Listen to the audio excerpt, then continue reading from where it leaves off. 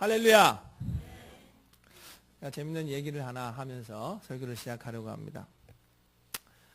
어떤 미국 사람이 한국으로 관광을 오게 되었습니다. 관광을 와서 그가 간 곳이 어디냐면 충청도 한 지방이었어요. 그런데 이제 숙소에서 나오면서 거울을 보니까 머리가 많이 기른 거예요. 그래서 이 미국인이 생각을 합니다. 아, 내가 한국 문화도 한번 체험하고 또 머리도 또 이발도 할 겸 해서 직접 이발소를 찾아가야겠다 하고서 그 주변을 돌아보니까 그 촌동네에 이발소가 있는 거예요. 그래서 이발소를 찾아갔습니다. 충청도에 이발소 주인이 탁 나오면서 미국인을 보면 첫 말이 What's you? 그랬어요. 이 말을 들은 미국인이 아니 이런 촌동네에도 이 영어를 하는 이런 한국에 놀란 거죠. 전혀 뭐 이해를 못 하시지만 지혜로운 사람은 지금 이해 못해도 괜찮습니다. 옆에 있는 분들 웃을 때 같이 웃다가 집에 가서 이해하시면 돼요. 그래서 이제 이 말을 듣고 이제 미국인이 말합니다. 그 미용소에 들어가면 다 거울이지 않습니까? 그래서 딱 거울을 보면서 한 말, 밀어! 이랬어요. 아니 이 말을 듣자마자 이발소 주인이 바로 바리깡으로 머리를 다 밀어버렸답니다. 채원이가 재밌다고. 여러분, 겉으로는 그 충청도 이발소 주인과 미국인이 소통한 것처럼 보이지만 전혀 소통되지 않았어요. 소통되지 않으니까 엄청난 일이 생기죠. 문득 이 이야기를 여러분에게 드리면서 혹시 우리 예배가 하나님하고 소통하고 있는 것처럼 보이는데 소통되고 있지 않는 그런 예배는 아닌지. 제가 오늘 이 시간 여러분 겉으로는 다 이렇게 하자가 없이 보이는데 또 바라건대 여러분 안 내면도 전혀 하자가 없어서 오늘 드려지는 예배가 이 복된 예배가 되었으면 좋겠습니다.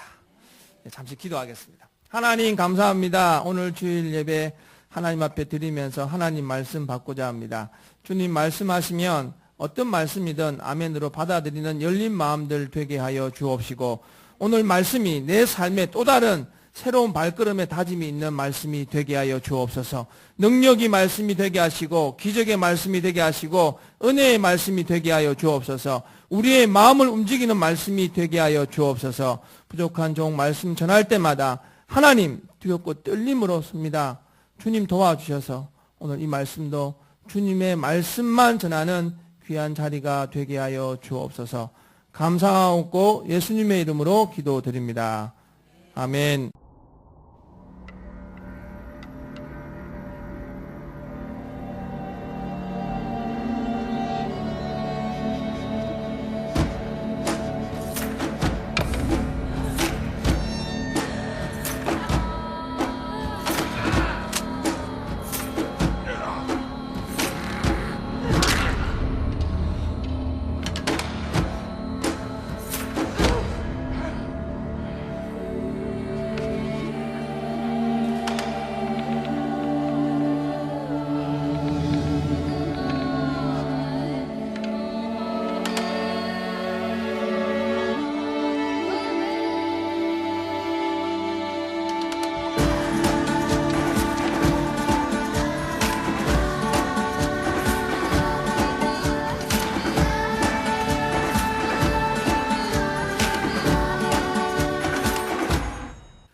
방금 보신 영상은 One Human Family Food for All 이라는 그런 제목의 영상입니다.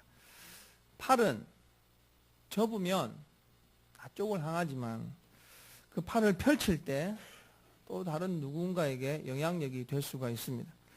여러분 긴 숟가락은 자신의 입으로 들어갈 수 없다고 할 때 그것은 하나님께서 또 다른 누군가에게 먹이라고 주신 숟가락입니다.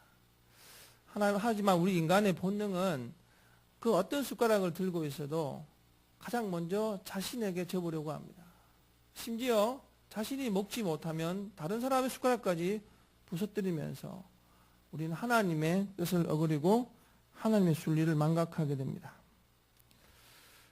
과연 여러분의 손에 든 것은 무엇입니까?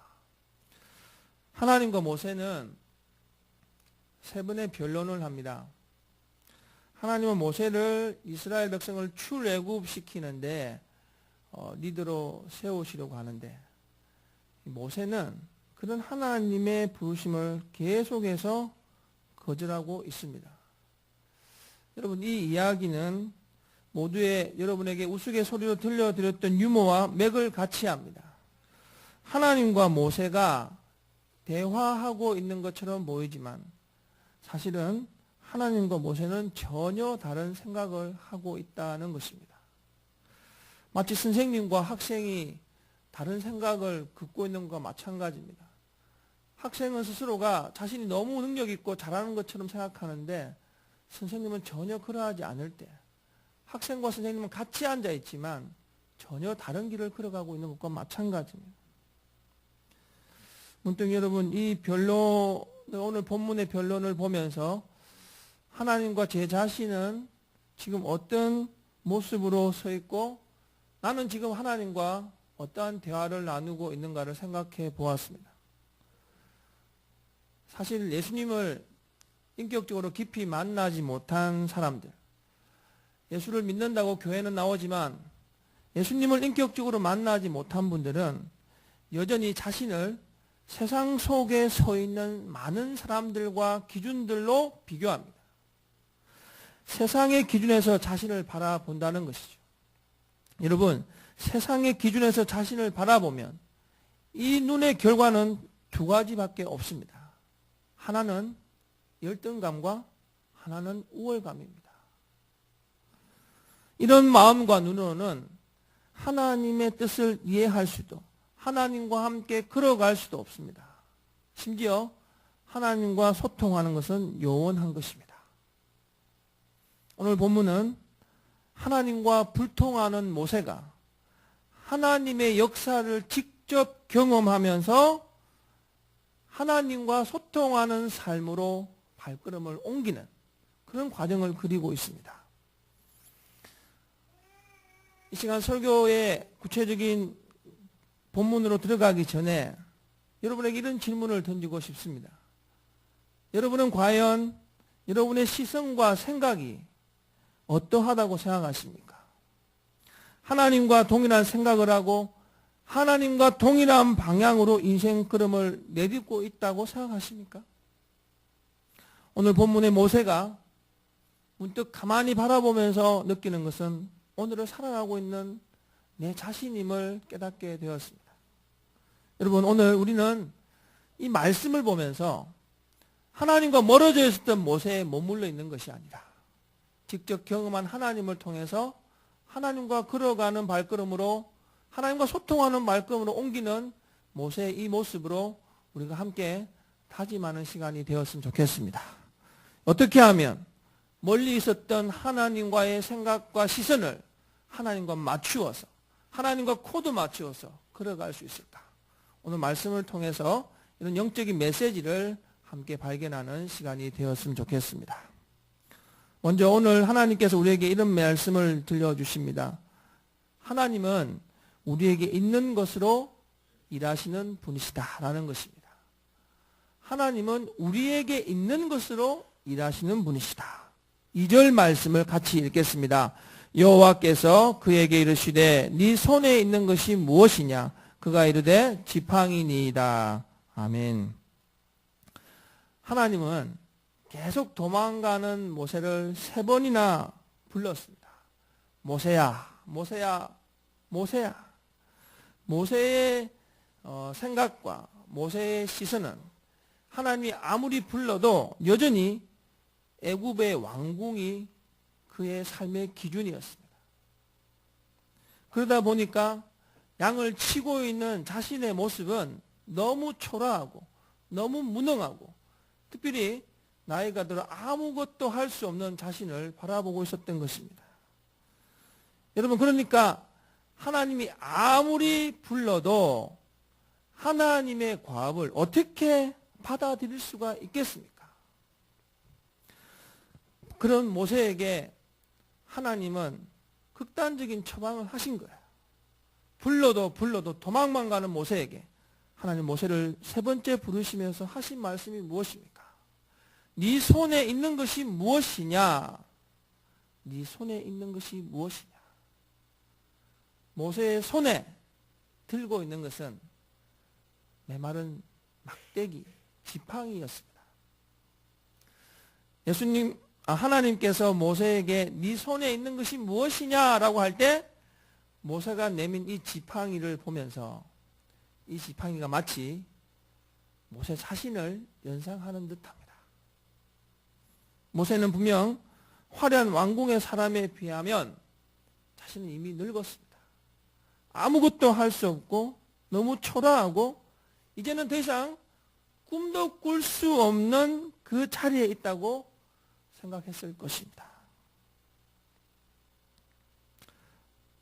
페이스북에서 뭉클한 한 편의 글을 봤습니다.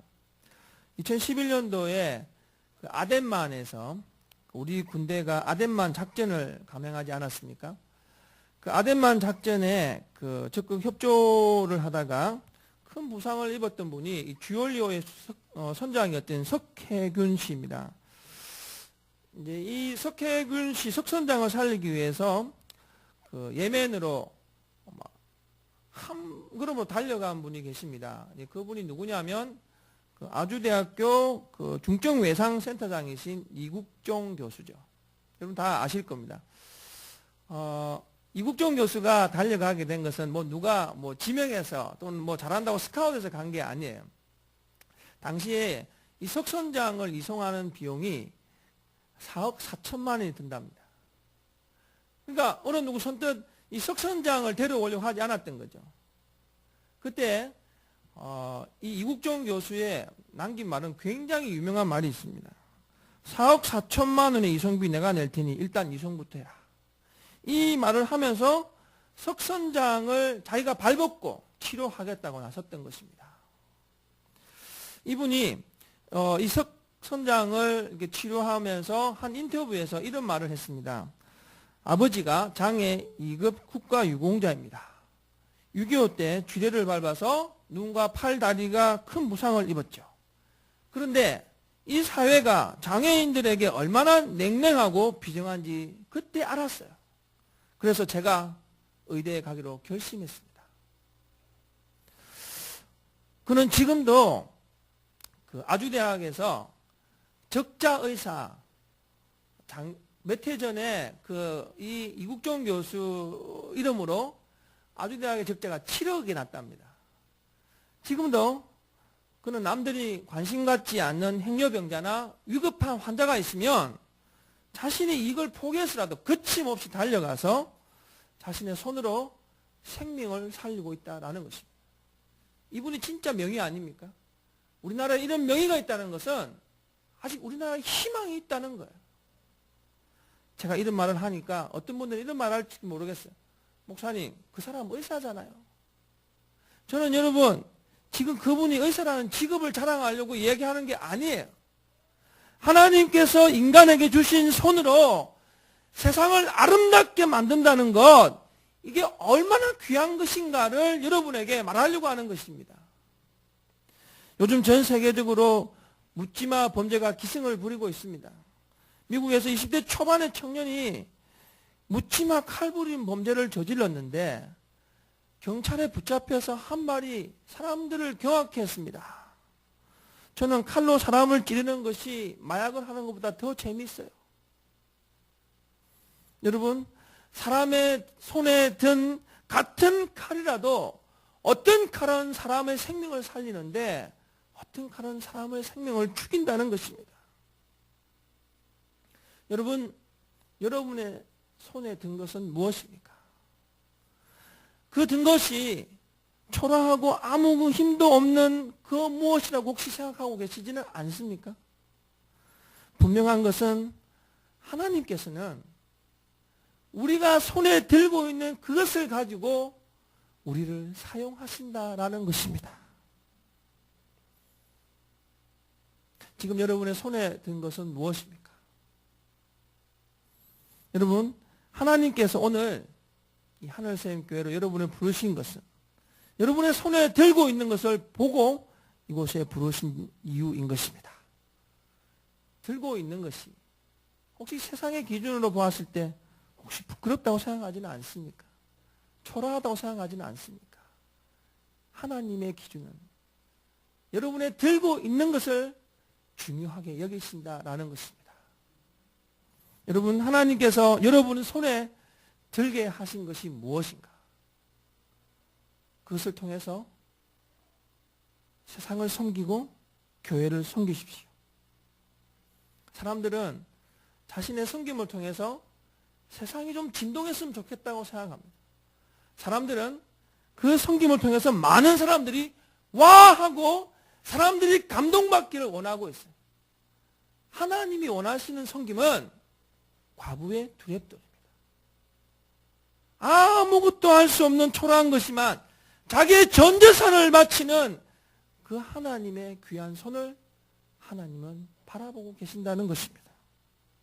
사랑하는 성도 여러분, 여러분의 손이 이런 귀한 손이 되어서 하나님께 영광 돌리는 복된 손길 되었으면 좋겠습니다.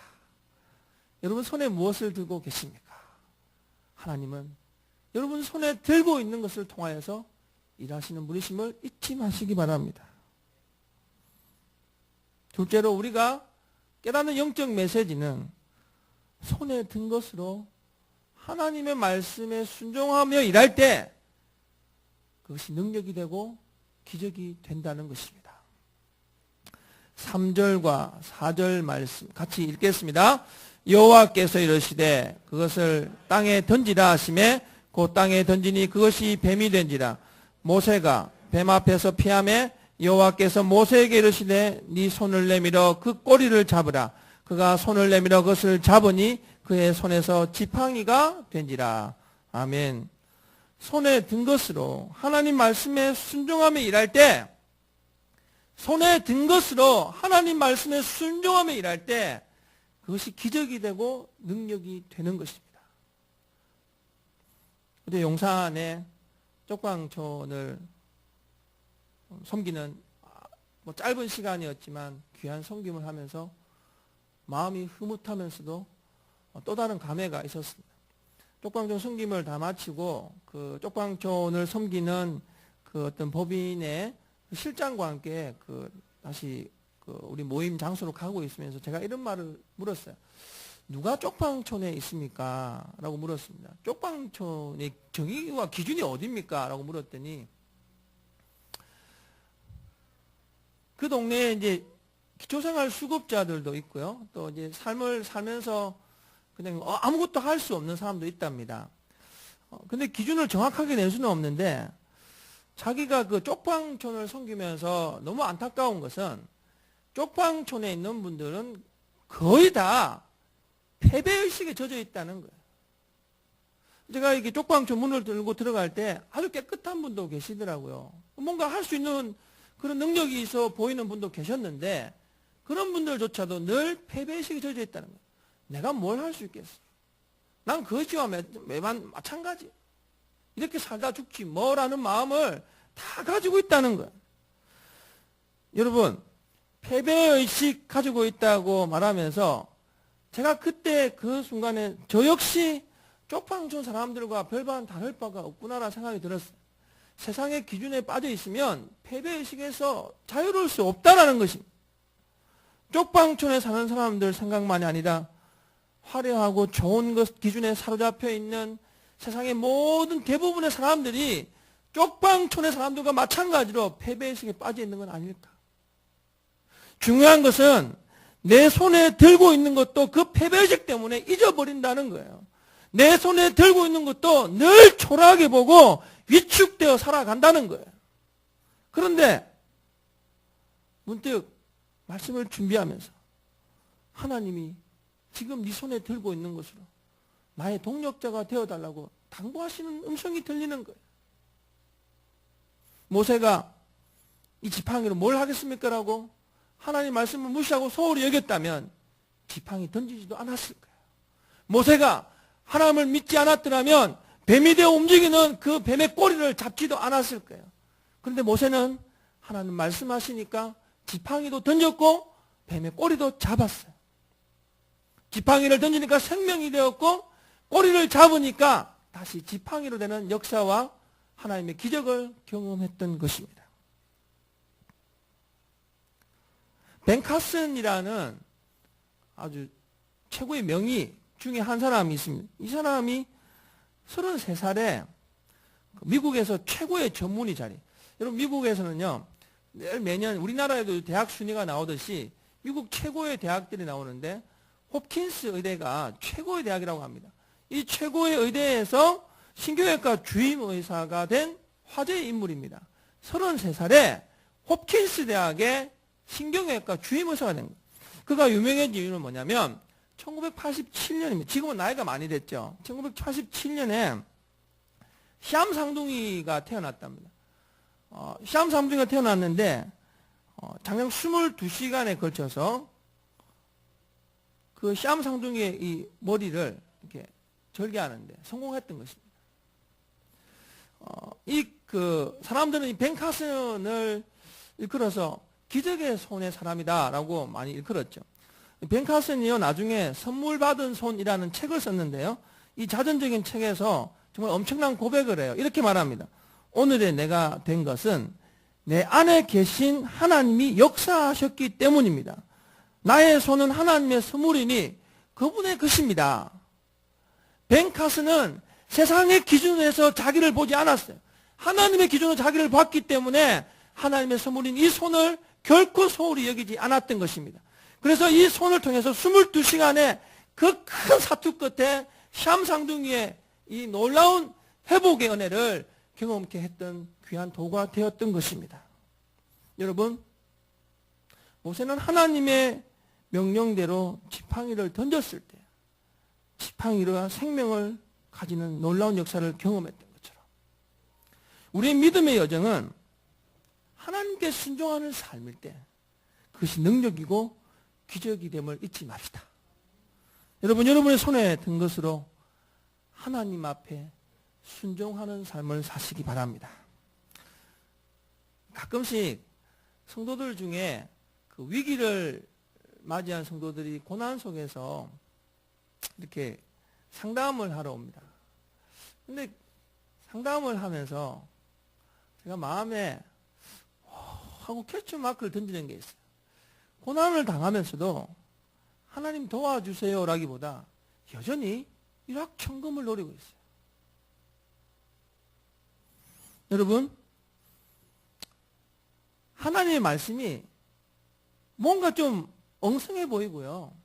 하나님 말씀대로 하면 결코 성공하지 못할 것 같은데 그럼에도 불구하고 그것이 하나님 말씀이면 순종하시기 바랍니다. 왜냐하면 지금 당장에는 열매가 없고 유익이 없는 것처럼 보이지만 여러분이 하나님 말씀에 순종하는 삶을 살면 하나님은 반드시 그 순종하는 자를 들어서 기적과 능력의 놀라운 증거를 보여주신다라는 것입니다. 여러분의 작은 그 손이 순종으로 나아가는 손이 되었으면 좋겠습니다. 순종으로 여러분이 기적과 하나님의 능력을 경험하시기 바랍니다. 이것이 곧 믿음의 삶을 살아가는 우리의 삶임을 기억하시고 여러분 손을 통하여서 하나님께 영광 돌리시길 주님의 이름으로 축원드립니다. 결국 우리 인생은요, 하나님 주권 아래에 있습니다. 믿음으로 살아가는 우리들 역시 병에 걸리기도 하고 위기를 경험하기도 하고 예기치 못한 일들로 아파하기도 합니다. 여러분, 근데 문득 이런 생각이 들어요. 적어도 이런 상황에서 적어도 내가 믿음의 사람이라면 오해 없으시기 바랍니다. 이 오기가 있어야 되지 않나요? 적어도 내가 하나님의 사람인데 그 주인 되신 하나님이 나를 포기하겠어라고 하는 이런 오기가 없어요? 우리 너무 쉽게 믿음을 내팽개쳐요. 사실 이건 오기가 아니에요, 여러분. 죄송합니다. 이게 여러분 사실이고 진리입니다. 하나님이 우리의 인생의 주인이심을 믿습니까? 그럼 여러분, 여러분의 삶이 어떤 자리에 있든 하나님이 주인 되심을 잊지 마시기 바랍니다. 여러분, 그래서 이런 진짜 믿음의 뿌리가 우리의 삶에 견고한 힘이 되는 거예요. 그런 사람들은 막막하다고 걱정하지 않습니다. 지금 너무 힘들다고 염려하지 않는 거예요. 모든 것들의 주인 되신 하나님이 다 알고 계시고 하나님의 때를 따라 회복시켜 주시고 생명도 주시고 강하게 하시고 형통하게 하심을 믿기 때문입니다. 사랑하는 성도 여러분, 오늘 이 시간 여러분의 손에 든 것이 무엇인가? 손을 한번 들어보십시오.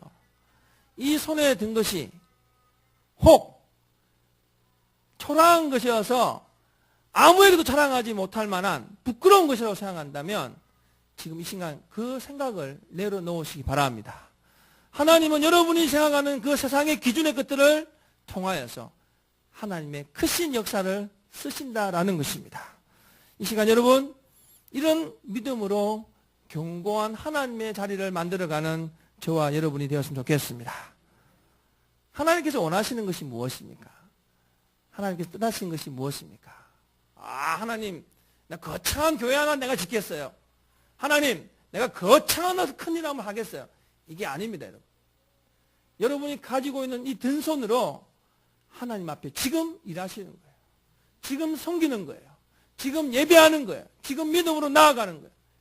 하나님께서는 지금 여러분에게 바로 이것을 기대하고 계십니다. 여러분의 손에 든 것이 무엇입니까? 여러분의 손에 든 것으로 하나님과 함께하고 순종하면서 이 귀한 믿음의 은혜를 모두가 함께 경험하게 되길 주님의 이름으로 축원드립니다.